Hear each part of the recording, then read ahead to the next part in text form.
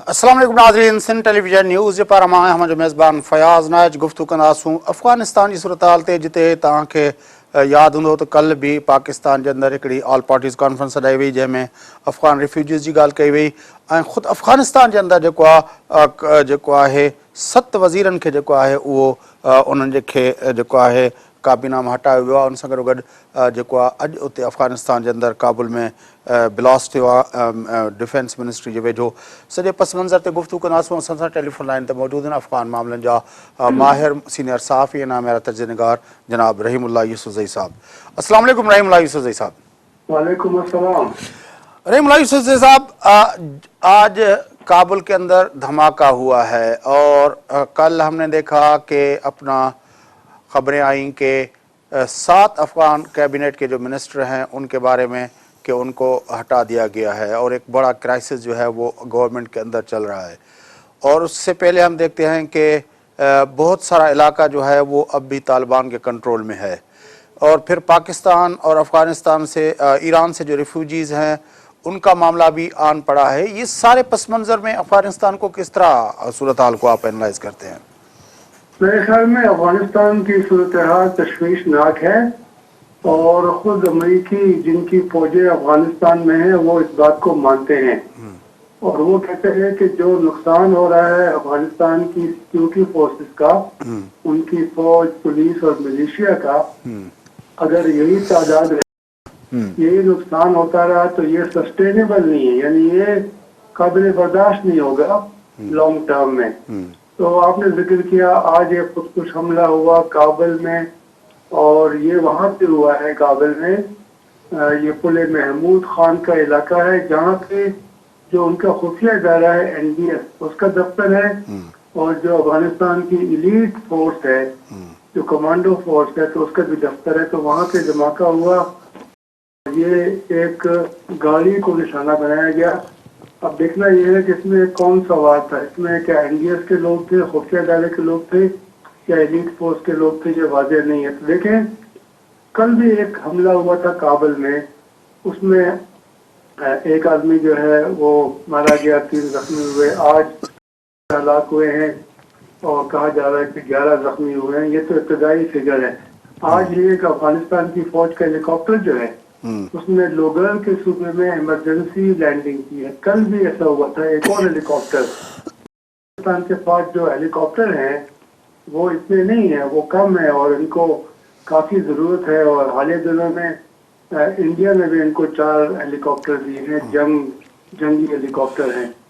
ये वाकयात जो हो रहे, एक तो सिक्योरिटी के मसाइल हैं, वो बहुत ज्यादा जो है हम देख रहे हैं कि खतरनाक है। फिर जो आपने जिक्र किया सियासी माहौल बहुत गर्म है। अफगानिस्तान की जो पार्लियामेंट है उसने 7 वजीरों को सस्पेंड कर दिया है, फाइल कर दिया है और इनमें वजीर ख़ारजा सलाउद्दीन रब्बानी भी शामिल हैं। और पार्लियामेंट ने कहा है कि ये लोग काम नहीं कर सकते। इन्होंने कई वज़रा को बुलाया था और इनमें से अक्सर जो है उसको एतमाद का वोट नहीं मिला। वहाँ की पार्लियामेंट बड़ी बाइख्तियार है। जो वजीर मुकर्रर होते हैं तो उनको एतमाद का वोट लेना पड़ता है और ये इंफरादी तौर पर होता है। हर एक वजीर अपना प्रोग्राम पेश करता है और जब भी पार्लियामेंट चाहे वज़रा को वो बुलाते हैं और उनसे कहते हैं कि अपनी कारकर्दगी का जिक्र करें, तो उसमें भी फिर इनको डिस्क्वालीफाई करते हैं। जिस तरह ये 7 वज़रा को इन्होंने डिस्क्वालीफाई कर दिया है। तो ये एक चैलेंज है अशरफ गनी की हुकूमत के लिए। और अशरफ गनी ने उनकी जो मखलूत हुकूमत है डॉक्टर अब्दुल्ला के साथ, उन्होंने ये फैसला किया था कि कैबिनेट में ये वज़रा काम करते रहेंगे जब तक सुप्रीम कोर्ट का फैसला नहीं आएगा। इसके जवाब में पार्लियामेंट ने और वजीरों को डिस्क्वालीफाई कर दिया। पार्लियामेंट कह रही है कि ये हमारा इख्तियार है, ये सुप्रीम कोर्ट का इख्तियार नहीं है। तो ये एक इख्तियारात की जंग भी शुरू हो गई है। और फिर डॉक्टर अब्दुल्ला जो चीफ एग्जीक्यूटिव ऑफिसर है और अशरफ गनी जो प्रेसिडेंट है, इनके दरमियान इख्तलाफात बदस्तूर मौजूद है। कई मुलाकातें हुई हैं लेकिन इख्तलाफात खत्म नहीं हुए। तो सियासी मसाइल भी हैं, सिक्योरिटी के मसाइल हैं, इक्तिसादी मसाइल भी हैं। इकॉनमी जो है वो बहुत ही कमजोर हो गई है, वो काफी उसको एक جھٹکا لگا ہے جب سے غیر ملکی فوجیں افغانستان سے نکل رہی ہیں. لیکن ایک افغانستان کی حکومت کے حوالے سے بات کو شائن ہے کہ حالیہ پچھلے مہینے جو برسلز میں افغانستان کے بارے میں کانفرنس ہوئی تو وہاں پہ $15 بلین مزید امداد کے وعدے کیے گئے افغانستان کے لیے. تو اگر یہ پیسے مل گئے تو افغانستان کی اکانومی کو کچھ سہارا مل جائے گا. اچھا، بگرام کے اندر بھی اپنا واقعہ ہوا اور 4 امریکی جو ہے وہ فوجی مارے گئے بگرام کے جو ایئر فیلڈ ہے. اور اب یہ تجزیے بھی آ رہے ہیں جب سے پریزیڈنٹ ٹرمپ کی الیکشن ہوئی ایز اے پریزیڈنٹ، اس کے بعد یہ تجزیے بھی آ رہے ہیں وہاں کی جو مین اسٹریم میڈیا ہے کہ وہ جو 10,000 فوجی اوباما نے رکھنے کا فیصلہ کیا تھا، ٹرمپ ہو سکتا ہے کہ وہ واپس کر لے آئیں، کیونکہ اس نے پہلے بھی کہا تھا کہ دوسرے ملکوں کی سیکیورٹی کے لیے ہم جو ہے وہ ان کا بار نہیں اٹھائیں گے. تو آپ کے خیال میں اگر اس طرح کا کوئی فیصلہ ہوتا ہے تو اس کا افغانستان کے اندر کیا امپیکٹ پڑے گا؟ پہلی بات تو یہ ہے کہ باگرام ایئر بیس امریکہ کی فوج کا سب سے بڑا اڈا ہے اور نیٹو کی فوج بھی وہاں پر ہے اور یہاں پہ بے شمار انہوں نے ایکسپینشن کی ہے اور جتنا اس کے اوپر انہوں نے خرچہ کیا ہے یہ کہا جا رہا ہے کہ امریکی چاہیں گے کہ آئندہ بھی لمبے عرصے کے لیے یہ جو آرمی کا بیس ہے اس کو اپنے پاس رکھیں. تو اس کے اندر پہلی بار اس طرح کا حملہ ہوا ہے. اس طرح کا حملہ ہونا بڑی حیرانی کی بات ہے اور یہ امریکی بھی خود کہہ رہے ہیں کہ یہ بہت بڑا سیکیورٹی لیپس ہے اور پھر طالبان اس کو اپنی بڑی کامیابی قرار دے رہے ہیں. تو یہاں پہ افغان مزدور کام کرتے ہیں لیبر اور ان کی بڑی تلاشیاں ہوتی ہیں. 3 اس کے مختلف دفاعی حصار ہیں اس سے گزرنا پڑتا ہے اور یہ میرے خیال میں یہ کہا جا رہا ہے کہ طالبان نے ایک مزدور کے ذریعے دھماکہ کروایا. تو یہ بہت بڑا چیلنج ہے. اس کے بعد سے ہم دیکھ رہے ہیں کہ جو افغان مزدور کام کرتے ہیں ان کو روک دیا گیا ہے. ان کے نئے سرے سے ان کا بیک گراؤنڈ چیک کریں گے اور پھر ان کو آنے دیں گے. اور جو اعتماد کچھ نہ کچھ بن گیا تھا امریکی فوج کا، حکام کا اور افغانوں کا اس باگرام اور باقی جو ایئر بیسز ہیں وہاں پہ آمد و رفت کا تعاون کرنے کا، وہ پھر سے ٹوٹ گیا ہے. یہ میرے خیال میں ایک تو یہ ہے کہ طالبان جو ہے وہ نئے نئے حربے استعمال کرتے ہیں اور پھر وہ آج کل ڈرون کے ذریعے اس کی فوٹیج بناتے ہیں اور پھر وہ ویڈیو جو ہے وہ میڈیا کو دیتے ہیں تاکہ ایک تو ثبوت مل جائے کہ واقعی طالبان نے حملہ کیا اور پھر یہ بھی کہ جو انہوں نے یہ ٹیکنالوجی حاصل کی ہے اس طرح کے، کیونکہ کئی بار وہ اس طرح کر چکے ہیں، تو یہ بھی ان کے لیے میرے خیال میں ایک پیش رفت ہے. اور پھر یہ جو آپ نے ذکر کیا کہ سب ابھی دیکھیں گے، انتظار ہوگا کہ ڈونلڈ ٹرمپ جب 20 جنوری کو صدر کا حلف اٹھائیں گے تو وہ کیا اپنے وعدے کے مطابق اپنی فوجوں کو واپس بلائیں گے مختلف ملکوں سے، افغانستان سے، یا جو ان کو بریفنگ دی جائے گی پینٹاگون، دفاع کی جو وزارت ہے یا CIA یا باقی ادارے، اسٹیٹ ڈپارٹمنٹ، تو کیا اس کے بعد وہ اپنی رائے کو تبدیل کر دیں گے؟ میرے خیال میں مجھے لگتا ہے کہ افغانستان کے حوالے سے کوئی بڑی تبدیلی فی الحال نہیں آئے گی اور امریکی کی جو فوج ہے تو پہلے فیصلہ ہوا کہ وہ مزید کچھ عرصہ رہیں گے اور پھر جو ان کی ایمبیسی، بہت بڑی ایمبیسی ہے، اتنی بڑی شاید بھی کوئی امریکی ایمبیسی ہو اس طرح کابل میں ہے، تو وہاں پہ وہ 1,000 تو فوجی رکھیں گے، لیکن میرے خیال میں شاید یہ جو فوجی اڈے ہیں ان کو بھی رکھیں گے. تو یہ تبدیلی آ سکتی ہے ٹرمپ کے جو خیالات ہیں ان میں، کیونکہ پہلے تو یہ الیکشن لڑ رہے تھے، انتخابات جیتنے کے چکر میں تھے، اب ان کو حکومت کرنی ہے اور سارے اداروں کو ساتھ لے کر چلنا ہے. اچھا، آج تک کی کیا صورتحال ہے؟ کتنا علاقہ آپ کی اطلاع کے مطابق طالبان کے کنٹرول میں ہے اور کتنے صوبے اور کتنے اضلاع جو ہیں وہ ان کے کنٹرول میں ہیں؟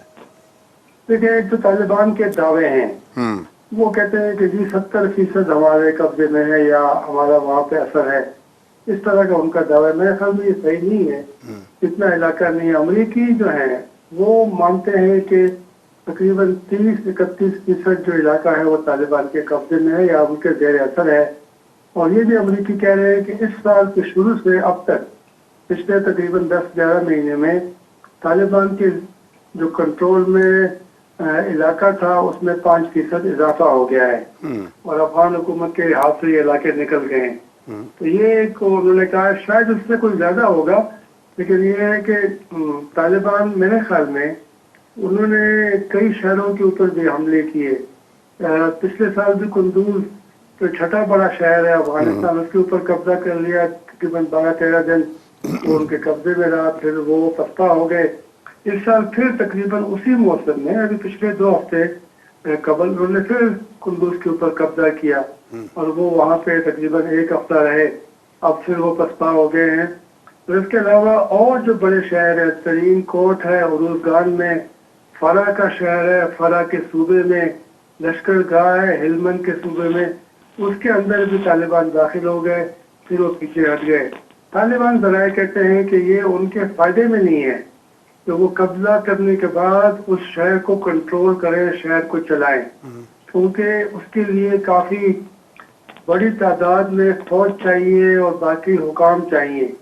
शहरों को चलाना आसान काम नहीं है और फिर ये है कि उनके काफी वसाइल इसके ऊपर जाया हो जाएंगे। तो वो कहते हैं कि मकसद ये होता है कि तालिबान अपनी ताकत दिखाएं, ये साबित करें कि वो शहर के ऊपर कब्जा कर सकते हैं और फिर ये भी कि जब भी वो कब्जा करते हैं तो पहले तो वो अपने कैदियों को रिहा करवाते हैं, जेलों को तोड़ते हैं, फिर वो जो वहाँ बैंक वगैरह है, सरकारी जो इदारे हैं, उनसे पैसे निकाल लेते हैं, फिर वो ऐसा करते हैं कि जो भी उनके हाथ हथियार आए, असला आए, तो वो कब्जा कर लेते हैं। जो वहाँ पर फौजी गाड़ियाँ होती हैं, इस तरह अमेरिकी की फौजी जो आर्मर्ड पर्सनल कैरियर है जिसको हम भी कहते हैं, उसके ऊपर कब्जा कर लेते हैं। ये सब चीजें कब्जा करने के बाद वो पसपाई करते हैं और फिर आइंदा वो इन हथियारों को इस्तेमाल करते हैं। तो मेरे ख्याल में स्ट्रेटेजी फिलहाल ये है कि वो किसी भी बड़े शहर के ऊपर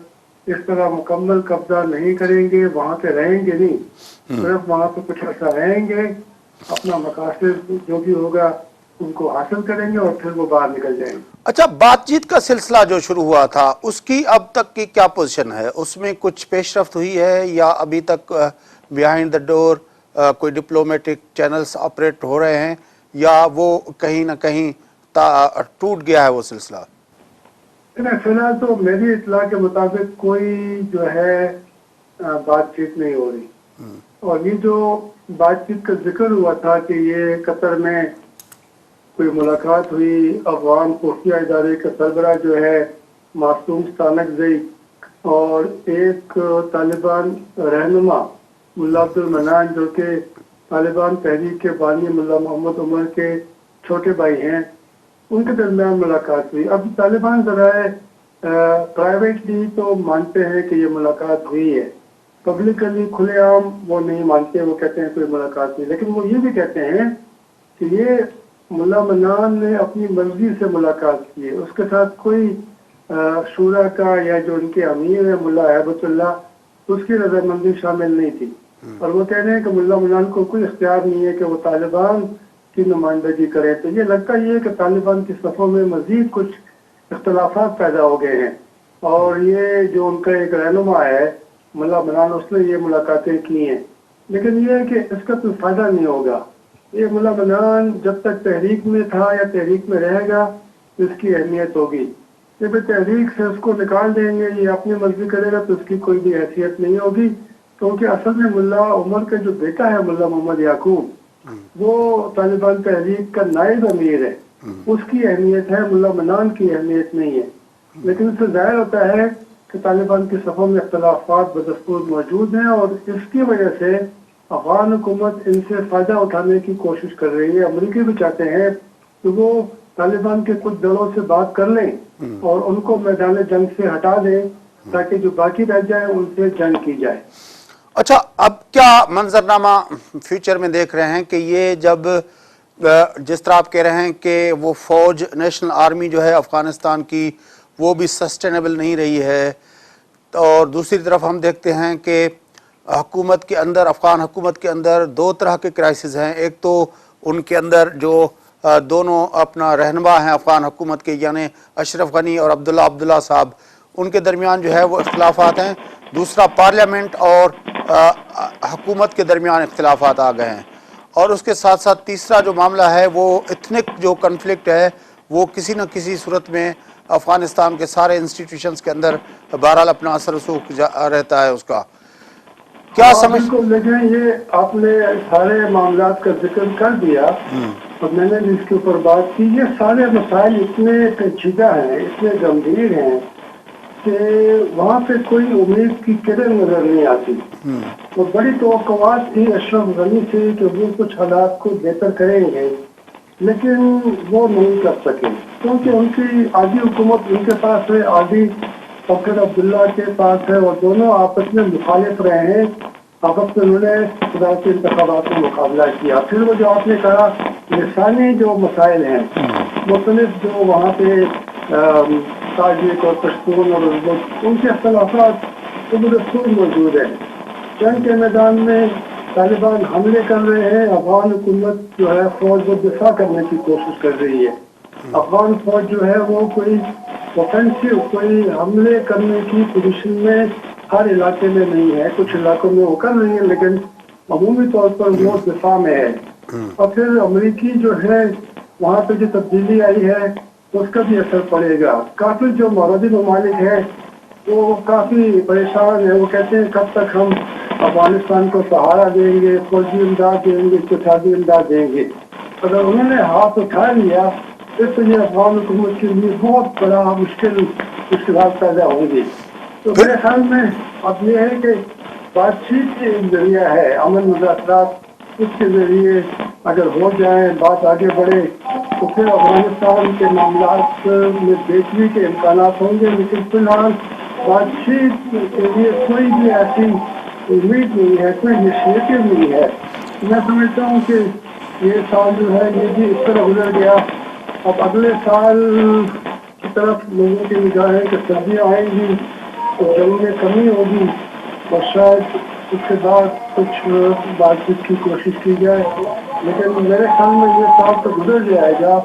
اب اگلے سال موسم بہار میں طالبان اگر پھر اپنے نئے سالانہ جنگ کا اعلان کریں اور نئی کمپین شروع کریں پھر میں سمجھتا ہوں کہ شاید بات چیت کے امکانات ختم ہو جائیں گی. بڑی مہربانی رحیم اللہ یوسفزئی صاحب, آپ نے ہمیں تفصیل کے ساتھ افغانستان کے معاملے پر اپڈیٹ کیا. ناظرین گفتگو تامدی رحیم اللہ یوسفزئی صاحب سے افغانستان کی صورتحال تے گفتگو کئی.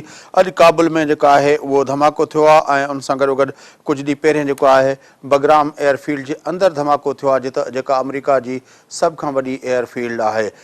پروگرام جو سلسلو جاری رہندو, وٹھو تو وقفو, واپس اچی گفتگو کے اگتے وڌايون تا. گڏ رهجو.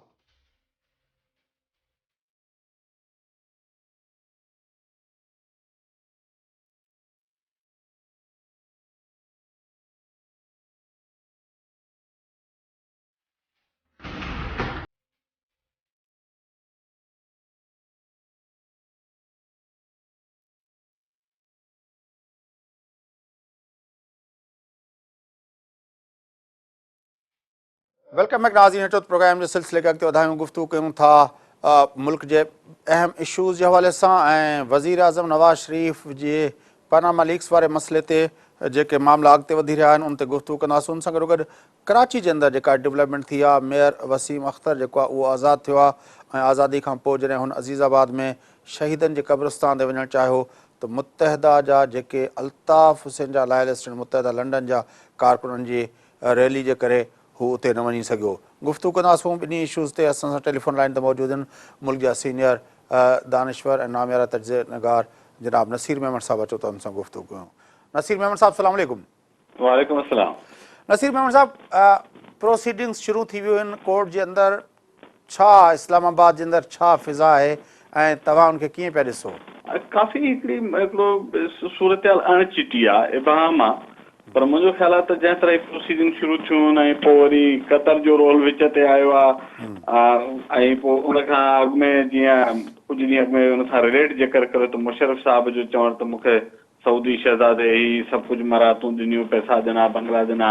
इहो हिकिड़ो वॾो ब्रॉडर क्वेश्चन पियो थिए त आख़िर ही जेके पाकिस्तान जो वॾी रूलिंग इलीट फैमिलीज़ आहिनि उहे मुल्क जे हुक्मरान जी हैसियत में जेके ज़ाती रिश्ता नाता ठाहिनि थियूं ऐं उनजे पुठियां उहे बिज़नेस टाइज़ आहिनि आख़िर छा आहे ईअं शहज़ादनि कहिड़ो लाचार पिया जो पंहिंजा खज़ाननि जा दर खोले ऐं ॾींदा हुक्मराननि खे तो मुशरफ जे तौर में हिकिड़ो तज़ाद ॾिसो त हिकिड़े पासे मुशरफ जी दवाई त उन्हनि एक्सट्रीमिस्ट एलिमेंट्स जे ख़िलाफ़ जिन लाइ चयो थो वञे त उन्हनि जो हिकिड़ो फाइनेंसर सऊदी अरब पाण आहे ऐं वरी पोइ उतां हिनखे पैसा था मिलनि इहो ई तरीक़ो हाणे तव्हां ॾिसो त नवाज़ शरीफ़ जो जेको वरी अॼोको एपिसोड बि जेकर तव्हां हिन सां लिंक कयो त तैयब अर्दगान आयो आहे त पाण ई संदसि भाउ हुनखे रिसीव पिया कनि हाणे चवनि था त पंजाब जो दौरो कंदो पंजाब में जेके तमामु वॾा कॉन्ट्रेक्ट्स आहिनि सॉलिड वेस्ट मैनेजमेंट ऐं ॿिया ट्रांसपोर्टेशन जा ऐं मुख़्तलिफ़ उहे उन्हनि तुर्क कंपनीज़ खे मिलनि पिया सो इहो ईअं थो लॻे जीअं ॿिन्ही पासे तुर्कीअ में बि मां 6 महीना अॻु हुउसि त उते काफ़ी घणियूं ॻाल्हियूं पियूं हलियूं तैयब अर्दगान जे पंहिंजे फैमिली एंटरप्राइज़ ऐं हुनजे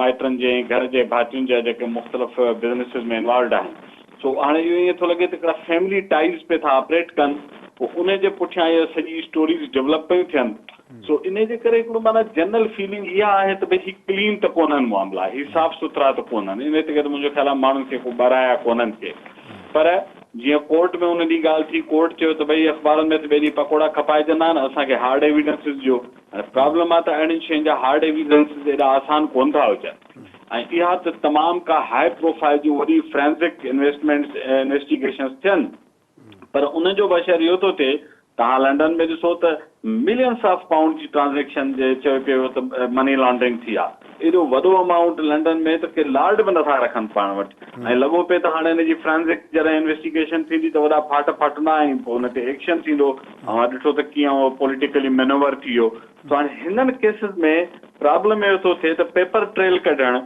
एविडेंसिस एस्टेब्लिश करणु ऐं उहे एॾियूं कन्विंसिंग हुजनि जो कोर्ट चए त हीअ पकोड़नि विकण वारियूं एविडेंसिस कोन्हनि इहो एॾो आसान कमु कोन्हे इहो छिकिजी वियो त पोइ महीननि जा महीना न पर जीअं तव्हां चओ था त लंडन जे अंदरि बि इंसाफ़ कोन थियो या जीअं तव्हां चओ था त जेके हुक्मरान थियनि था उहे पंहिंजा पर्सनल ऐं फैमिली टाइज़ रखनि था तव्हांखे यादि हूंदो माइकल मूर जी डॉक्यूमेंट्री जे अंदरि जेका 9/11 खां पोइ हुन ठाही उनमें हुन बाक़ाइदा एविडेंसिस सां इहो साबित कयो त जेका बुश फैमिली हुई उन जा जेके आहिनि पंहिंजो तालुकात रहिया आहिनि ऐं बिज़नेस इंट्रस्ट रहिया आहिनि सऊदी अरब जे हुन सां त इहे त वर्ल्ड वाइड हिकिड़ो फिनोमिना लॻे थो इहे आहे ॾिसो हीअ जेका रूलिंग इलीट जी करप्शन आहे उहो ईअं कोन्हे त रुगो को असांजे टीं दुनिया जे नंढड़नि खनि मुल्कनि में थी थिए ॿियनि हंधनि ते शायदि असांखां तमामु वॾे स्केल थी थिए मिसाल तौरु हीअ जेके वेस्ट ऐं अमेरिका जूं जेके कंपनीज़ आहिनि जेके बिलियंस ऑफ डॉलर्स जा टैक्सिस इवेड करे थियूं वञनि उन्हनि मुल्कनि में वञी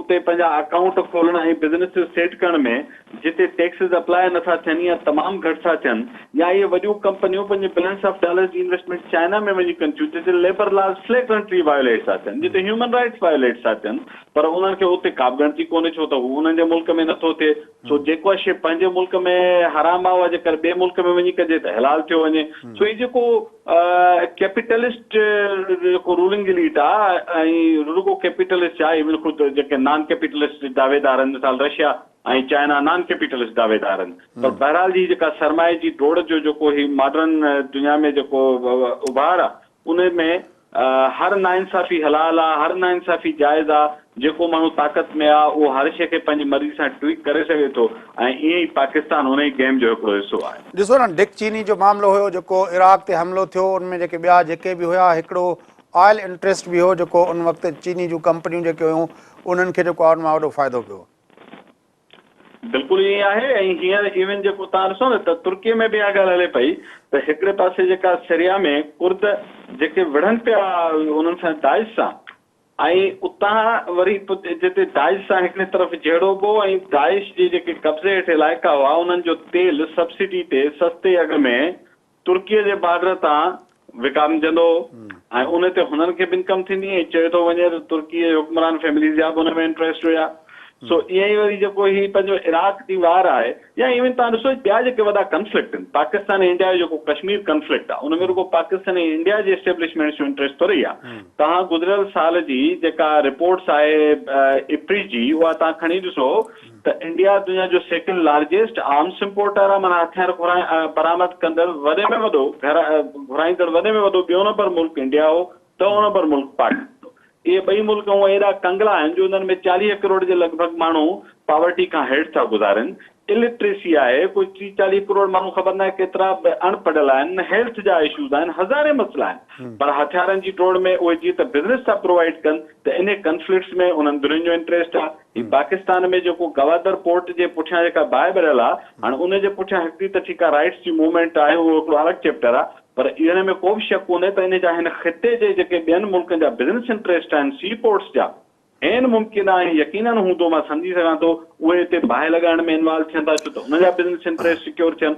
ही सरमाए जी जेका जंग आहे उहा एॾी त मुंझल एॾी कॉम्प्लेक्स आहे जंहिंमें तव्हां कंहिं बि शइ जो खां का बि तवक़ो नसीर मेमन साहब, असां ॾिठो त इमरान ख़ान तहरीक इलाही पंहिंजो इलेक्टोरल रिफॉर्म्स जे हवाले सां हिकिड़ी कमेटी ठही, उनजो को खड़तेल न निकितो, वरी हिन पंहिंजो जेको आहे पनामा लीक्स वारे मामले ते हो कयो, ऐं जेको तव्हां ॿुधायो पिया त इहे जेके फॉरेंसिक जेके आहिनि पंहिंजो एविडेंसिस प्रोवाइड थियनि ऐं उनजे बुनियाद ते फ़ैसिलो थिए, इहो ॾाढो ॾुखियो थो लॻे। त मतिलबु त हीअ जेका ॿी मूवमेंट हुन लाइ उन जो बि को खड़तेल न निकिरंदो, पोइ छा मतिलबु? ख़ान साहब जी मूवमेंट प्रॉब्लम इहो थो थिए, ख़ान साहब जी असां पास्ट में बि एक्टिविज़म ॾिठो आहे, मां कुझु ॻाल्हियुनि में हुन सां शदीद इख़्तिलाफ़ कंदो आहियां, कुझु ॻाल्हियुनि में हुनखे एप्रिशिएट बि कंदो आहियां। के ॻाल्हियूं आहिनि जेके बहरहाल हुन जूं बाक़ी माण्हू खां मूंखे हींअर ताईं त मुख़्तलिफ़ लॻनि थियूं, पर उहो छा थो थिए त हिकिड़ो वॾो हाइप क्रिएट करे थो, वॾी मूवमेंट जो हिकिड़ी हीट जनरेट थो करे, हिकिड़ी तमामु गरमाइश माहौल में पैदा थिए थी, ऐं मूंखे लॻे थो त हुन वटि रोड मैप नथो हुजे इन सॼी शइ खे प्लान करण वक़्तु। शायदि हू के जीअं नी जर्क रिएक्शन जंहिंखे चवंदा आहिनि न, त कुझु थिए ऐं पोइ तव्हां हिकु कयो, पर उन सां हिकिड़ी का पूरी प्लानिंग हुजे, ऑप्शन हुजनि, त ऑप्शन ए न थियो त बी में छा कबो, बी न थियो त सी में छा कंदो, उहा शायदि हू पूरी का एॾी होमवर्क एॾो प्लानिंग मूंखे नथी नज़र अचे। तंहिंजे करे नतीजे में थियो त शयूं जॾहिं हिकिड़ी वॾी इंतिहा ते पीक ते पहुचनि थियूं, पोइ मूंखे लॻे थो त हुनखे पाण खे बि ख़बर नथी पए त हाणे इन सॼी हीट इन एनर्जी इन माण्हू जो ॿार खे मैनेज कीअं कयां, ऐं पोइ हिकदमि हू छा बैकआउट करे थो वञे। मतिलबु हींअर बि जेको कुझु थियो, जंहिं तरह उहो सॼो तव्हां ॾिठो त मोमेंटम कहिड़ो वॾो बिल्ड थियो, हिते इस्लामाबाद में असां सभु नर्वस हुआसीं, माण्हुनि हफ़्ते हफ़्ते जो राशन पे गॾु कयो, त ख़बर न आहे हिते छा थियण वारो आहे। नसीर साहब, 30 नवंबर वारो मामिलो बिल्कुलु ख़ामोशी सां मतिलबु अञा थी लॻी पई आहे, कंहिं पासे खां कुझु नथो थिए।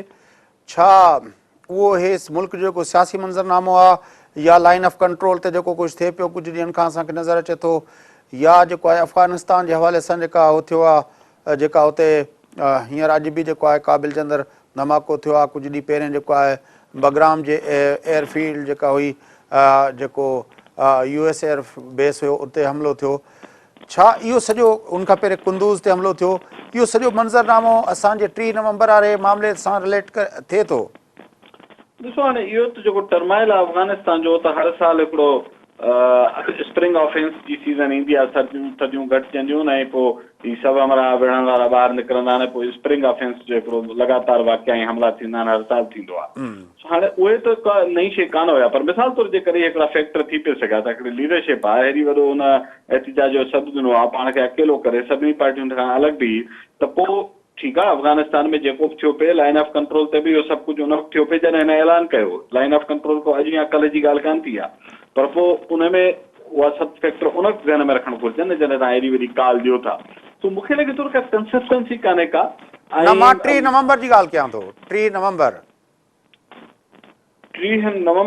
थोरो तव्हां हुनजो इशारो कढी छॾिया कयो त थोरो मूंखे क्लियर करियो। राहिल शरीफ़ साहब जी टेन्यूअर पूरो थींदो। अच्छा, हा, राहिल शरीफ़ साहब जो आई थिंक ॾिसो अगेन अफ़गानिस्तान में जेको कुझु इहे वाक़िया थिया आहिनि उहे बि मुसलसिल थींदा रहनि था, ऐं उहे बि मुंहिंजो ख़्याल आहे त हुन जेको मूंखे डायरेक्ट लिंक अनलेस त को हिन महीने अंदरि को एॾो वॾो वाक़ियो थिए, मूंखे पंहिंजो इहो पर्सनली फील इहो थो थिए त राहिल शरीफ़ हाणे एॾी पीक ते पहुतल आहे जो शायदि हू पंहिंजी एक्सटेंशन में हाणे इंट्रस्टेड मूंखे नथो लॻे, पर इहो हूंदो त मिलिट्री एज़ अ इंस्टीट्यूशन इन पोज़ीशन ते डिसीजन मेकिंग में पंहिंजो हाणे अपर हैंड रखणु चाहे थी। हुनखे ख़बर आहे त नवाज़ शरीफ़ ज़ाहिर आहे त उन मामलनि में थोरी अदाइब कंदो आहे ऐं हुनजी कोशिशि हूंदी आहे अपना बंदा वारी, त हू हिकिड़ो कॉम्प्रीहेंसिव कब्ज़ो जेको आहे इक़्तिदार ते, उहा हुनजी शुरू खां हिकिड़ी रहियो आहे रवैयो, हिकिड़ो लाड़ो आहे नवाज़ शरीफ़ जो, जीअं पीपल्स पार्टी में थोरो हिकिड़ो मुख़्तलिफ़ लड़ो, उहो चवंदो आहे सभिनी खे गॾु खणो, सभिनी खे खारायो, सभई ख़ुशि हुजनि। नवाज़ शरीफ़ चवंदो आहे वताए वांगुरु ताख़र में अमां बि मरी वञे, सॼो हलवो मां खावां। उनजे करे उन कोशिशि कई आहे हर पोज़ीशन ते मुंहिंजा माण्हू अचनि। सो इहो हिकिड़ो टकराव आहे ऐं हुनजे पुठियां हिन में को शक न आहे त हीउ जेको सॼो उभार थियो हुनजे पुठियां का हुनजी जेका कमज़ोर पिच ते खणी वञी का ॿी शइ बार्गेन कई वई हुजे, इहो हिन सॼी पॉलिटिक्स में थींदो आहे। पर फ़र्ज़ु कयूं जेकर ईअं थियो बि आहे त पोइ इमरान ख़ान जेकर वाक़ई कंहिं ॿिए जे चवण ते शुरू कयो ऐं कंहिं ॿिए जे चवण ते बंदि करे छॾियो त पोइ मां सम्झां थो त as a leader, as a party त हुन पंहिंजा फ्यूचर में पोइ सभई चांसिस दरवाज़ा बंदि करे छॾींदो ईअं करे। छाकाणि त लास्ट टाइम बि जॾहिं थियो तॾहिं मुशरफ वारो मसइलो बि हुयो, हिंदुस्तान वारो मसइलो बि हुयो, उनखां पोइ ॻाल्हियुनि वारो मसइलो बि हुयो, तालिबान सां ॻाल्हियुनि वारो मसइलो हुयो। टे मेजर इशू हुआ जेके उन वक़्तु सिविल मिलिट्री रिलेशन्स जे अंदरि कॉन्ट्राडिक्शन या कन्फ्लिक्ट जो या हिकिड़े जेको आहे छिकतां जो बुनियादु हुया। ऐं उन वक़्तु इमरान जो इहो धरणो असां ॾिठो हुयो। ऐं पोइ असां ॾिठो त APS वारे हमले खां पोइ जेको हू मसइलो हुयो ॻाल्हियुनि वारो, त उहो त हुननि मिलिट्री क़यादत पाण ई उनखे बग़ैर कंहिं पुछण जे ऐं फ़ैसिलो करे छॾियो त असां हेड ऑन कोलिजन में वेंदासीं ऐं ॻाल्हियूं ॿाल्हियूं न थींदियूं। उन सां गॾो गॾु असां ॾिठो पोइ मुशरफ वारो मामिलो बि फिरी गिरी सिधो थी वियो ऐं बाक़ी मामला बि ठीकु थी विया। हिन भेरे बि असांखे इहो नज़र अचे थो त जॾहिं हीअ सॼी वेव तयारु थी पए उन वक़्तु इहो सॼो मसइलो हुयो त भई इन जो छा पियो थिए। 3 नवंबर जे बारे में स्पेकुलेशन्स हुयूं त हीअ थिए थो, हू थिए थो, एक्सटेंशन मिले थी, या जेको आहे ज़ुबैर महमूद हयात अचे थो, या हू पंहिंजो माण्हू अचणु चाहे थो। इहे ख़ुदि जेको आहे मुख़्तलिफ़ हवालनि सां ख़बरूं ओरियां ॿाहिरियां किथां न किथां बाफूर ख़बरुनि जी जेका आहे उहा ॿाहिरि निकिती। ॾिसो हाणे हिन में ॿ पॉसिबिलिटियूं आहिनि। हिकिड़ो तरीक़ो, हिकिड़ो सोचण जो तरीक़ो इहो आहे त मिलिट्री इस्टेब्लिशमेंट इहो सभु कुझु इमरान खे चई उहो माहौल ठाहे उहो कराईंदी हुजे ऐं पोइ उनजे नतीजे में उहा पंहिंजा कार्ड्स खेॾंदी हुजे। ॿी पॉसिबिलिटी इहा बि आहे त ख़ान साहिब जी पॉलिटिक्स जे नतीजे में जेका हुक्मरान धुर वीक पिच ते वञे थी त उन मां मिलिट्री इस्टेब्लिशमेंट उनजी वीकनेस मां फ़ाइदो वठंदी हुजे। ऐं ॿई शयूं पॉसिबल त पंहिंजी जॻह ते आहिनि। पर मां इन ॿिए पासे खे ॾिसां थो त मुमकिन आहे त पोइ जेकर इमरान ख़ान हिकु घड़ीअ लाइ फ़र्ज़ु करियूं त जेकर पहिरें बि ईअं कई ऐं पोइ उहो तजुर्बो उन मां ज़रूरु हुनखे एज़ अ लीडर सिखियो त हूंदो न। हुन सां जेकर पोइ त माना हथु थी वियो आहे न जॾहिं पहिरियों भेरो इमरान ख़ान सां जेको कुझु थियो उहो आख़िर ताईं एम्पायर जी आङुर जो आसिरो GHQ में सॾु थियणु त उन मां पियो लॻो त शायदि हाणे उहो सॼी ग्राउंड हमार पियो थियो, उन वक़्तु वधीक महसूसु पियो थियो। पर जेकर इहा कंस्पेरेसी थ्योरी सही आहे त पोइ त इमरान ख़ान खे सिखणु घुरिजे त भई का दुर हुई जंहिं हुनखे मैदान ते लाथो, उन्हनि जा जॾहिं मामला सेटल थिया त तूं आउट थी ऐं डिस्कार्ड थी। पोइ उन साॻी लर्निंग मां सिखण जे बजाए ॿीहर उन साॻी पिच ते वियो आहे त पोइ त सॉरी टू से पोइ त को हुन में लीडर वारी ख़सलत ई कान्हे। सो मूंखे इहो मां नथो चवां त को मुकमल तौर ते ईअं डिक्टेट्स खे फॉलो कंदो हूंदो, पर जेका हुनजी डिसीशन मेकिंग जो तरीक़ो आहे पार्टीअ जे अंदरि या ख़ुदि संदसि, छो त पार्टी जे अंदरि डिसीशन मेकिंग थिए ऑलमोस्ट हर जॻह तीअं थी त हिकिड़ो वॾो साहिबु आयो जेको फ़ैसिलो करे थो, ओवर रूल करे थो छॾे। त मूंखे लॻे थो त उहा जेका फ़ैसिला साज़ी ऐं प्लानिंग जो फैक्टर ॾाढो वीक आहे। जेकर मां हिकु घड़ीअ लाइ इहो बेनिफिट ऑफ डाउट ॾियां, छो त मूं वटि का एविडेंस कान्हे त कंहिं ॿिए जे चवण ते थो सभु कुझु करे या पाण थो करे, पर जे मञूं था त पाण थो करे त बि जेका फ़ैसिला साज़ीअ जो जेको प्रोसेस आहे उहो इंतिहाई कमज़ोर आहे। इहो कई मौक़नि ते इमरान ख़ान उनजी पार्टी ज़ाहिर कयो आहे, नतीजे में हुनजो कारकुन फ्रस्ट्रेट आहे। मां ज़ाती तौरु सम्झां थो त वेझे मुस्तक़बिल में हू एॾी वॾी काल हाणे न ॾेई सघंदो। माण्हू हाणे ॾाढा, मां जेके पख्तूनख्वा जा माण्हू जेके ख़ासि तौर ते उन ॾींहुं एक्टिव हुया ऐं पोइ हुन में हिकिड़ी एनर्जी ऐं जंहिं तरह वापसि थिया, उन्हनि जूं जेके रिफ्लेक्शन्स अचनि थियूं माण्हुनि में शदीद फ्रस्ट्रेशन आहे। अच्छा, मुंहिंजे ख़्याल आहे पोइ पॉलिटिकल लॉस कयो थी ईअं करे पंहिंजो। कराची जो मंज़रनामो जेको आहे कुझु ॾींहंनि खां वठी तव्हां ॾिसो था त एॾे वॾे अरसे खां जेको गवर्नर हुयो उहो तब्दील थी वियो ऐं जेको ख़ासि गवर्नर जो माण्हू सम्झो पियो वियो मुस्तफ़ा कमाल, उहो गवर्नर जे साम्हूं अची बीह रहियो। उनखां पोइ आज़ादियुनि जो सिलसिलो शुरू थियो। पहिरियां जेको आहे पंहिंजो अनीस क़ाइम खानी खां वठी रऊफ़ सिद्दीकी ताईं सभु आज़ादु थिया। हाणे जेको आहे मेयर साहब बि अॼु आज़ादु थियो। सॼो जेको मंज़रनामो आहे इनखे तव्हां कीअं था ॾिसो? मूंखे लॻे थो त कराचीअ जे मामले जा ते बि ईअं थियो आहे त जेके स्क्रिप्ट राइटर्स आहिनि उहे स्पॉन्टेनियस बेसिस ते, माना सवली सिंधी में चऊं त को वाक़ियो थिए त उनजे रिएक्शन में पोइ एक्शन थो थिए। पर को हिकिड़ो रोड मैप ठहियलु हूंदो आहे, हिकिड़ो प्लान ठहियलु हूंदो आहे, हिकिड़ी का मंज़िल जो तयन हूंदो आहे, मूंखे लॻे थो त उहो ठहियलु कोन्हे। ऐं उहो नज़र अचे थो न त माना छिड़ विछिड़ एक्शन थियनि था त भई हेॾां वसीम हुनजी पार्टी थी ठहे पंहिंजो मुस्तफ़ा कमाल जी, उन मां होप थी थिए थो आहे को वॾो ॿारण ॿारींदी। तव्हां शुरू में ॾिठो त रोज़ पे इहे ख़बर ईंदी विकेट गिर गई, फलाणो शामिलु थियो, फलाणो शामिलु थियो, ऐं पोइ हिकिड़ो पूरो माहौल ठहियो। महीने ॾेढ खां पोइ ख़बर पई त उहा शइ बिल्ड न पई थिए।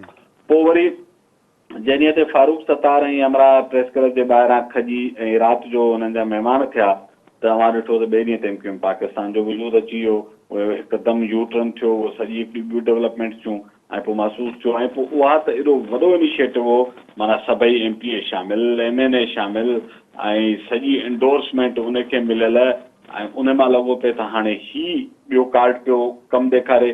पर पोइ MQM लंडन जंहिं तरह स्ट्राइक बैक कयो ऐं अॼु तव्हां ॾिठो त हुननि ब्लॉक करे छॾियो, त हुननि जो जेको आख़िरी मोर्चो आहे जंहिं ते MQM लंडन खे ख़बर आहे त उहो जॾहिं हथनि मां वियो त पोइ असां नो मोर हूंदासीं, हुनजो 90 ऐं सराउंडिंग आहे। हींअर त PIB कॉलोनी मां बिज़नेस थो हले न, त उहो जेको असुल हेडक्वार्टर आहे, जीअं सिंबॉलिक वैल्यू थींदी आहे न जंग में हेडक्वार्टर किले तां परचम किरी पियो त जंग वई ईअं थींदो आहे न। सो उहो मूंखे लॻे थो त हुननि लास्ट रिज़ॉर्ट खे अॼु फियरसली रजिस्ट कयो आहे। त माना MQM पाकिस्तान ठाहे जेको ऑब्जेक्टिव अचीव करण जी ख़्वाहिश या कोशिशि उहा लॻे थो मैच्योर न थी सघी, किथे हुन में रंडकूं अची वई। पोइ टीं एफर्ट थी त हिननि सभिनी खे को मैंड लॻाए गॾु कजे, को खोड़ लॻाए गंढिजे एल्फीअ सां ऐं पोइ मुशर्रफ साहब खे इंस्टॉल कजे। साफ़ नज़र अचे थो त उहा शइ बि मैच्योर कोन थी सघे। हाणे टई धुरियूं जेके मुशर्रफ ऐं ॿ ॿियूं धुरियूं उहे हिक ॿिए जे ख़िलाफ़ ओपनली ॻाल्हाइनि पिया, मूंखे लॻे थो इक्वेशन मैच्योर न थी। त हाणे कराचीअ जे अंदरि इस्टेब्लिशमेंट जो प्रॉब्लम इहो आहे त हू कराचीअ खे एॾी वॾी शहर खे जेको स्ट्रेटेजिकली ॾाढो इम्पोर्टेंट आहे उनखे पॉलिटिकली अनअटेंडेड नथी छॾे सघे। इहो हिकिड़ो जेन्युइन इशू आहे। जॾहिं 2008 में 2013 में पीपुल्स पार्टी खे हुकूमत मिली त उन वक़्तु MQM काफ़ी बैकफुट ते हुई ऐं वीकर ग्राउंड्स ते हुई। बदकिस्मती सां पीपुल्स पार्टी तोड़े PTI ॿई कराचीअ में पाण खे हिकु मुतबादिल वाइबल सियासी ताक़त तौरु पेश न करे सघिया। पीपुल्स पार्टी जी त मजमूई नाअहली आहे, उन बाक़ी सॼी सिंध जो बि बेड़ो ॿोड़ियो त उहे कराची जी किथां ओनरशिप कान। सो उहो हिकिड़ो मौक़ो हुयो। ख़ुदि कराचीअ जी पास्ट में पीपुल्स पार्टी वटि वॾा स्टेक्स रहिया, पर पोइ 2008 में असां ॾिठो त ज़रदारी साहब ऐं MQM जी जेका मफ़ामत हुई उहा लिटरली इन बुनियाद ते ई जेको चवंदा न आधा तुम्हारा आधा हमारा वारो रवैयो, कराचीअ खे तूं हथु न लाहींदे, उहो सॼी असांजी बाबे जी जागीर हूंदी ऐं बाक़ी सिंध में सॼी सिंध में वेठो तूं बि ईअं कर। उनजो नतीजो थियो त कराचीअ में जेको पॉलिटिकल स्पेस थोरो घणो हो पीपुल्स पार्टी सरेंडर करे छॾियो। जेको आम उर्दू ॻाल्हाईंदड़, विचथरो ख़्यालु रखंदड़, प्रोग्रेसिव ख़्यालु रखंदड़, दहशतगर्दी जो हिसो थियण जी ख्वाहिश न रखंदड़, उन माण्हूअ जे लाइ मुतबादिल दरवाज़ा तव्हां सभु बंदि करे छॾिया। हाणे उहो पंहिंजी सियासी पनाह लाइ या सियासी एक्सप्रेशन लाइ वञे त कंहिं वटि वञे, जमायत इस्लामी वटि वञणु चाहे। मंज़रनामो छा थींदो? मूंखे लॻे थो इहे कंफ्यूजन हलंदो, शयूं अणचिटियूं आहिनि ऐं इहा अणचिटाई कराचीअ जे मामले खे वधीक कंफ्यूज़ कंदी। जेको नओं मेयर साहिबु आयो आहे, जेका हुकूमत चूंडी आहे, उन वटि करण लाइ कुझु बि कोन्हे। तव्हां वेरी सून ॾिसंदो माण्हुनि जा मसइला कराची में तमामु घणा पाइलअप पिया थियनि। हेॾो वॾो शहर आहे, 2.25 करोड़ जेतिरी बि आबादी आहे। हिकिड़ी ॻाल्हि सम्झणु घुरिजे, MQM जी असां मुख़्तलिफ़ राय रखिजे ऐं इख़्तिलाफ़ पंहिंजी अचे, पर कराचीअ जो आम माण्हू हुकूमत खां फ्रस्ट्रेट थियो पियो। का सुठी शइ कान्हे का सिंध जे लाइ।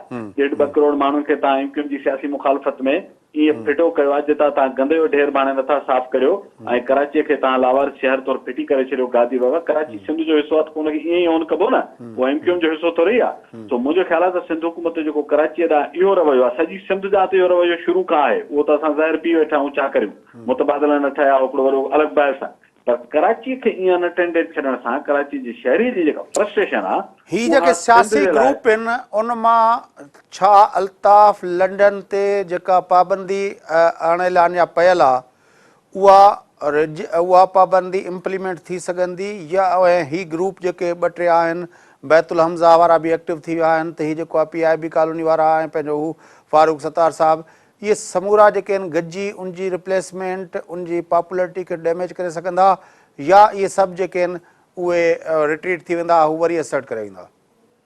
प्रॉब्लम इहो त बाक़ी 2 ग्रुप पाण सां गॾिजी कोन पिया सघनि। इहे हिक ॿिए सां अंडरस्टैंडिंग कोन था रखनि। हिननि जे इहे त जेको न MQM बहरहाल माना अल्ताफ़ जे लाइ या MQM जे लाइ जेको उर्दू ॻाल्हाईंदड़ आहे उन वटि हिकिड़ी हमदर्दीअ जो एलिमेंट मौजूदु आहे। उहो फील थो करे त ही उनखे सप्रेस करे ऐं ही जाली क्रिएट कया हुनजे रदेमल में उन सपोर्ट वधे थी। खणी हींअर उनखे एक्सप्रेस नथा पिया करे सघनि, पर अॼु त एक्सप्रेस बि कनि न, माना समूरी मशीनरी इंतिज़ामी हुननि जे ख़िलाफ़ आहे, हुनजे बावजूदि निकिरी पिया हुननि खे न अचणु ॾिनो हुते। सो इन इहो जेको सेंटीमेंट आहे न, इहो ॿुधाए थो त बाक़ी धुरियुनि खे अवाम जी एक्सेप्टेंस नथी पे मिले माण्हू कराची जा माण्हू सम्झंदा ही पपेट्स आहिनि ही क्रिएटेड आहिनि सुठा आहिनि या बुरा आहिनि जी ॻाल्हि नथा कनि उनजे करे हुननि खे का वेलकम न पई मिले पास्ट में बि उनखे जॾहिं ही आया तव्हां पंहिंजो जेका हक़ीक़ी ग्रुप कीअं आया उन वक़्तु कहिड़ी वॾी दहशत हुई कीअं कुलनि ते चढ़ी टैंकुनि ते चढ़ी सभु कुझु नसीर मेमन साहब तव्हांजी वॾी महिरबानी प्रोग्राम जो वक़्तु पूरो थिए थो तव्हांजी वॾी महिरबानी तव्हां असांखे जॉइन कयो नाज़रीन गुफ़्तगू तां ॿुधी प्रोग्राम जो वक़्तु पूरो थिए थो पंहिंजे मेज़बान फयाज़ नाश कंदा इजाज़त सदाईं